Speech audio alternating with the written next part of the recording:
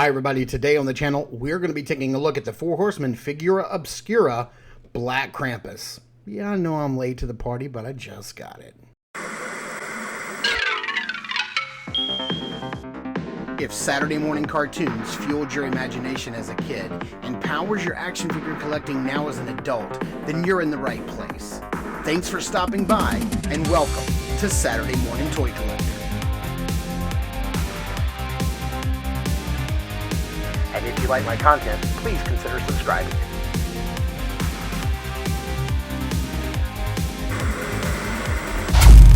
Alright, taking a look at the front of the package here, we do have Krampus, the Krampus logo, that beautiful artwork by Nate Barch. I believe that this is the exact same package that we got before. If you want to read the little write-up there, you can pause the video and do so. I was going to say, I think this is the package that we got before with the red one, but I realized that the black Krampus was first. I have red Krampus, but I'm just kind of late to the party picking up black Krampus. So here's the inside of that that magnetized cover. It comes off all the way. On the back of the package, you do have Krampus sneaking up to a house in a snowy mountain region, and there you can see just about everything that comes with Krampus. And of course, you can put that book cover back on the figure on the box and display it nicely on your shelf. All right, taking a look at the accessories he comes with. He does come with this piece of cordage here, this very frayed and gnarly looking rope to hold the backpack on. He does come with a bundle of switches for torturing the small children in the villages. It looks like it was sculpted in two pieces and then kind of glued together.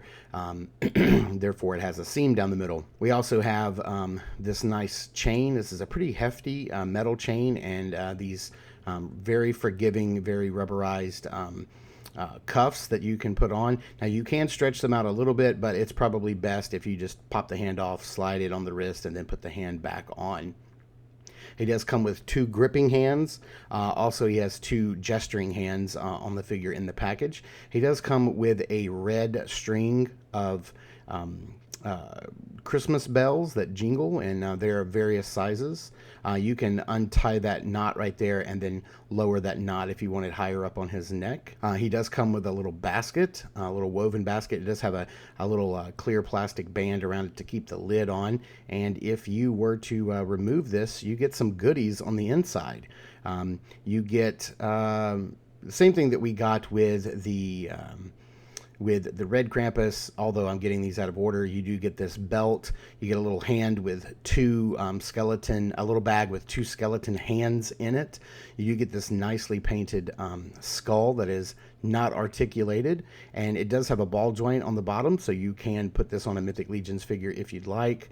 And then you do get this other skull, which, if we can get it out of the bag here, you do have this other skull that does have an articulated jaw, much like the one that we used on Bill Bones' Broken Shield. As a matter of fact, that's exactly where this my Bill Bones' Broken Shield skull came from, was the red Krampus. So there's a look at the two different skulls. They are vastly different from each other. Taking a look at Krampus himself, man, he is very scary and menacing. Look at this guy. Lots of paint work and sculpt work on this head and neck collar piece. You can see the gnarly teeth, the wet, blood-dripping tongue, the bright red eyes. He has these really gnarly horns that go all the way back with some nice dry brushing and painting on them.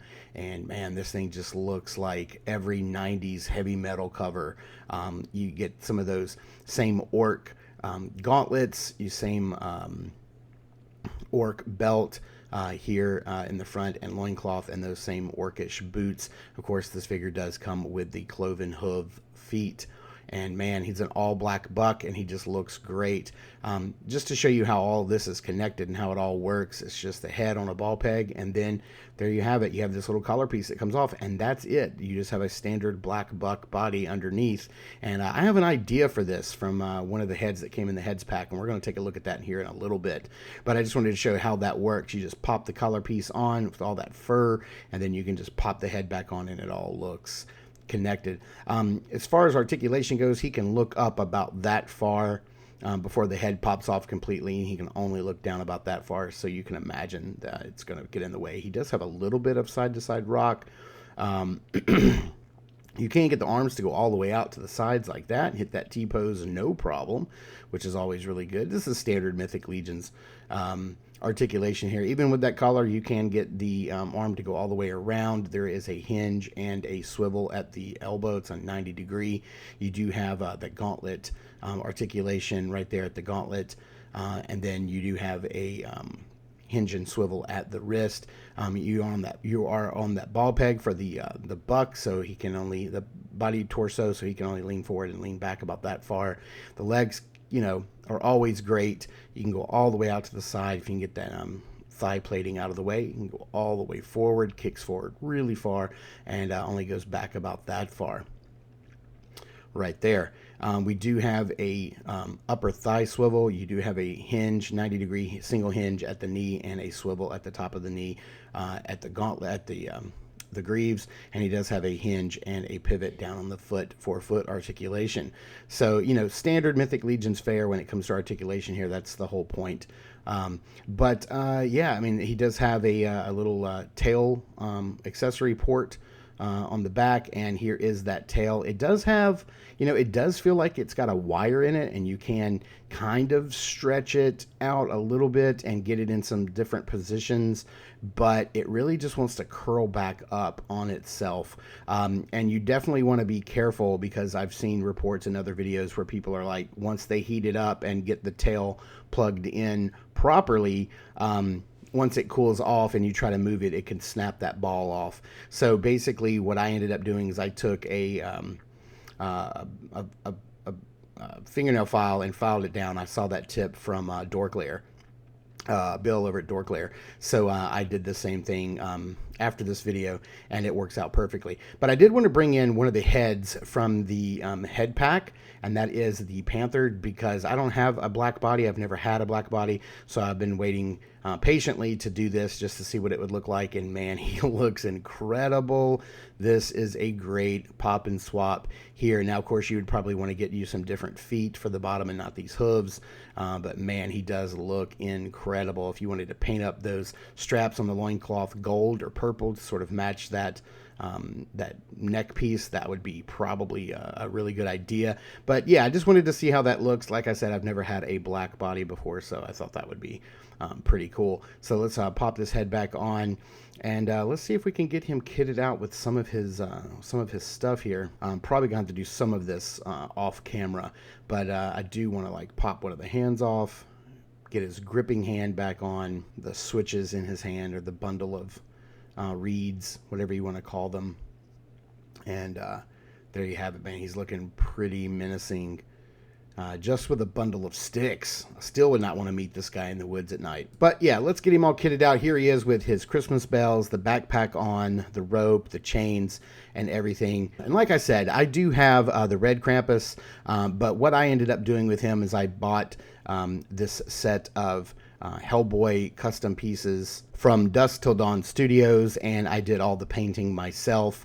I bought, it comes with, the hand, the shoulder pauldrons, 2 different heads, flaming sword. I'll put a link down to the parts in the description below for those parts if anybody wants to make a custom Mythic Legions Hellboy. So let's bring in a couple of other Mythic Legions figures just to see how he scales. Here is another horned, hooved demon, Belphegor, and then let's bring in a little shorter guy, Varg. He's one of my favorites. I love this guy. Another guy with chains all over him, just so you can see how he scales with a basic size and then a smaller size. And then, of course, here he is with Baron Voligar, another black demon, looking crazy cool next to him. And then here he is next to Swig, of course, one of my favorite little troll guys, little goblins. And of course, we can't have a Mythic Legions size comparison without bringing in our old buddy Bill Bones Broken Shield. Here he is standing next to Krampus, looking mighty fine. So let's get Krampus here under some lighting and into some backdrops and see how he poses up. Like I said, I did get the red Krampus before, and I really love the figure, but as he is my stand-in for my Hellboy custom, I don't have a Krampus on my shelf, and I've bought all the other Figura Obscura figures. I got the Headless Horseman last year, and then this year I've gotten Sun Wukong, and that review's coming soon, and then also the Mask of the Red Death. So I thought, hey, you know what? I gotta have an actual Krampus on my shelf for sure. So I went ahead and bit the bullet and bought this guy on the secondary market and paid a little more than I wanted to, but it's nice to have him finally in my collection. And he looks great. He's very demonic and very scary, and I definitely would not want to run into this guy in the woods at night, no matter what time of year it is. Thank you guys so much for tuning in and watching. I super appreciate it. Please continue to check us out over at Instagram at Saturday Morning Toy Collector. I am your Saturday Morning Toy Collector. I'm your host, Mark, and remember, I will see you in the toy aisles.